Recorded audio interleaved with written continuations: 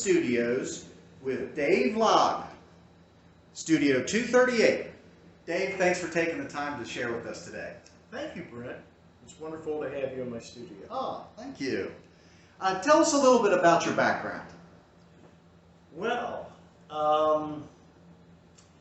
I come from a professional background in engineering and sales, and involved myself in industrial products for many, many, many years. And then decided one day that I would enjoy myself and take a painting summer, if you will, with a wonderful artist named Peyton Petty. And she lent me part of her studio right here at the Essex for a summer. And I painted all summer long. And I bet I painted 40 or 50 paintings that summer. And after I did that, there was no turning back. I absolutely knew that I had to do that. So you found your calling. I found my calling. Shortly after that, I decided to leave industrial sales and engineering and was offered a position at Baker Hunt Foundation and became the executive director there for about 7 years, and really just enjoyed it. I thrived and left there and decided to paint full time. And this is the result. The rest is how they say history. History. Yes. So how did you come up with your style of art? Well, there's a lot of styles in my art. Sometimes I paint realistically. Sometimes I paint wildly, and other times quite expressionistically. But they are all pretty recognizable. I don't really know how I came up with it, but I will tell you that one of the highest compliments I ever received was from someone viewing my work in a show. And they came away from looking at my work and they said that my work looks like me. And you know, I just really felt good about that, because I really strive to be authentic and original. Very good, very good. So tell us a little bit about your process. Do you start with a specific theme and work through it, or do you kind of let the painting tell you what it's going to be? Well, the painting is the boss of me, if that's what you're asking me. You know, both. I mean, I sometimes listen to music and paint the music. I had a painting that I did called The Luxie, and it was, I must have listened to Jimmy Buffett's version of that song 200 or 300 times while I was painting this. There's 3 little girls splashing in the ocean, and so I was influenced by music, but I sort of get my inspiration from everyday conversations, even what we're doing here. I might even paint this, our interview. But it's the little things, the little small experiences that I truly, really love. Yeah. And, you know, they sometimes turn out in my work. So the painting kind of flows naturally because it's part of something that you've experienced. It is very much that.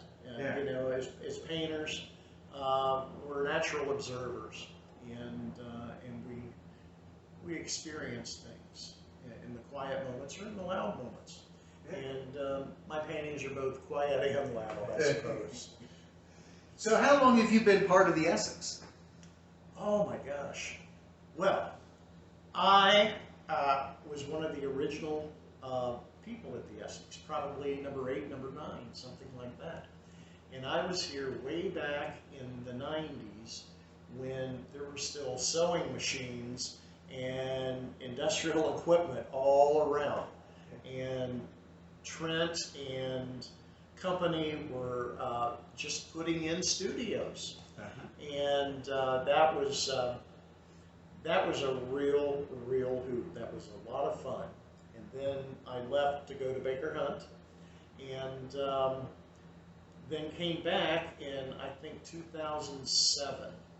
And, you know, I was amazed at how Trent had transformed this entire building and also the downstairs area.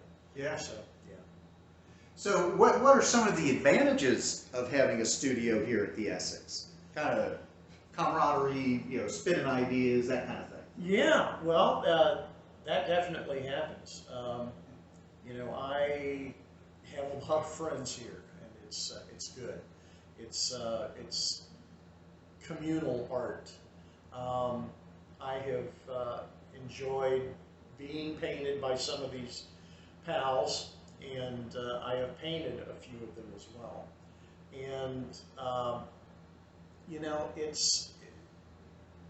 you need support, because being a painter is a solo kind of a practice, and every now and again you need to stretch your legs, grab a cup of coffee, or my beverage of preference, an ice cold, delicious, effervescent diet Coca-Cola. A little word to your sponsors. That's it. That's it.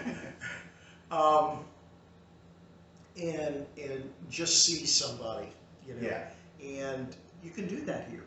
And I'm not shy about if I hear somebody in their studio. Yeah. I'll go and give a knock, and we'll share a few words, and then we'll go back and get about the business of painting. Yeah, yeah. Or creating. So that's the main gig is the art, but the camaraderie and everything is secondary, but it all helps. It's all part of it. It's Right, woven together. All gels. So what would you say to aspiring artists, somebody just starting out? Just a few little words of wisdom. If you're a painter, paint. If you're a writer, write. If you're a musician, play. If you're a photographer, shoot. And any of the other art forms, just do it. Trademark infringement. But you know, and honor your art. Honor yourself. And it's tough. You're going to be your own worst critic. But you can do it. And paint or create as often as you can. You know, maybe that's every day. Maybe it's every other day. But you can do it. Take the time. That's it. So Dave, thanks so much for taking the time to share with us. I really appreciate it. I've known you since the beginning of my endeavor here. Yeah. So it's always a pleasure, and thanks for being part of the Essex. It's been wonderful, Brent. Thank you.